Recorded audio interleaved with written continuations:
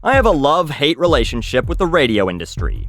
Luckily, they only have a hate relationship with me, so I don't have to actually deal with them. Locally, among a few people, because of some comments I've made, or some open letters I've written, or some speeches I've given at local award shows, there's a misconception that I hate FM radio, and that I'm just out to get everyone. This couldn't be further from the truth. I love the medium of radio. I think that there's so much potential there.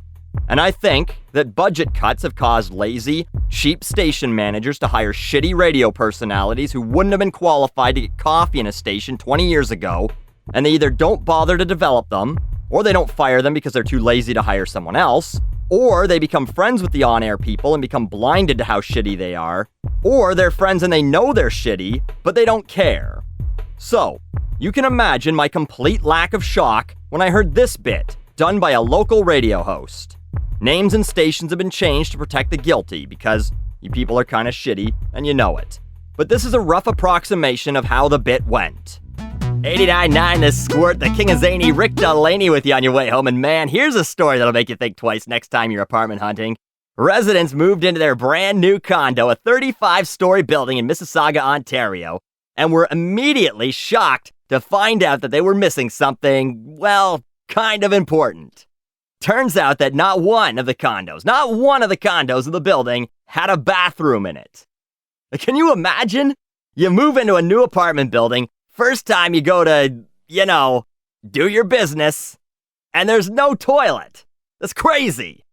Even worse, the developer of the condo admitted to the mistake, but he's not apologizing. No, he's not apologizing. According to the story, he said, there are no bathrooms in the units, but there are also no bathrooms on the plans or in our show suites. So he's blaming the people who moved in for not checking more thoroughly. I mean, that's just something you think's gonna be there, right? So what are they doing? Well, it turns out their solution right now is that they've put a porta potty in the parking garage. I mean, talk about a quick way to get to know your neighbors. Never mind having to go over to borrow a cup of sugar. You're gonna go get real acquainted real quick. 35 stories, one porta potty in the parking garage to do your business in? Oh my God. Unbelievable story. And I don't know what they're going to do because it's not like he just put them in, right? I mean, the building's finished. So I'm not sure what's going to happen, but that'd be pretty crappy. Am I right? Oh boy. Now here's the new one from Calvin Harris and Rihanna. It's This Is What You Came For on 89.9 The Squirt. So what was so bad about that, you're asking? Was it the lame joke? Was it the fact that it was way too long of a bit on a hits-formatted radio station where you should be in and out in no more than 20 to 30 seconds? Well, yeah, but also, it wasn't fucking real. The story this person was talking about was from CBC's radio show This Is That, which advertises itself on its website as an award-winning satirical current affairs show that doesn't just talk about the issues, it fabricates them. All this person needed to do was read one more line to realize, oh, this wasn't real, and then not do a bit about it. They read every other line. It's all there. No bathrooms, the developer blaming the residents, the porta potty in the garage. They squeezed everything they could out of this 4-paragraph write-up, except for the fucking part where it's a fake story. This story also tricked people on Facebook, too. Lol, gosh, now this is too funny, ... How do you forget those? I mean, really, lol, how do you? Says one Mensa candidate.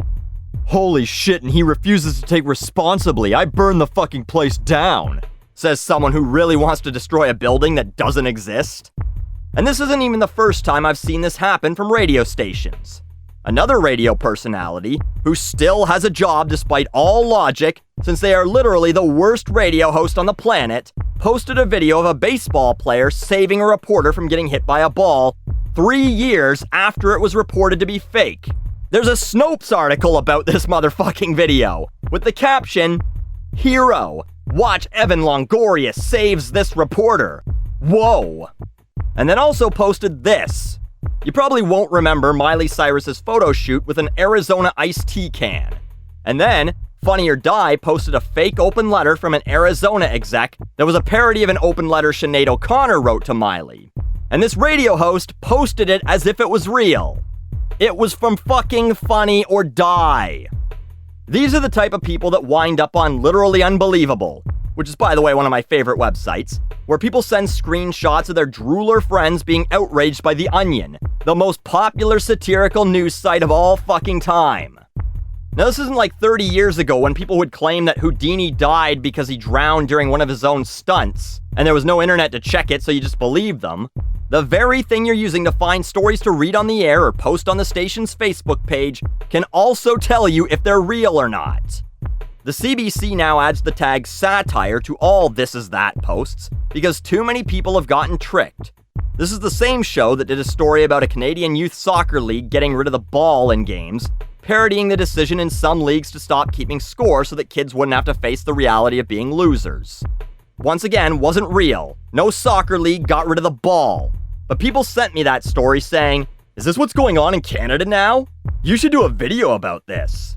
And I'll bet shitty radio hosts did fucking bits about that one too. So, if you can learn anything from this, it's that being cynical is good. If something sounds like bullshit, if you think, "That's unbelievable," or "How could that have possibly happened?" that should be your cue to look it up and see if it is believable, if it did actually happen, before you look like a mouth breather in front of all your friends, or in this case, an audience. At this point in human history, ignorance is a choice.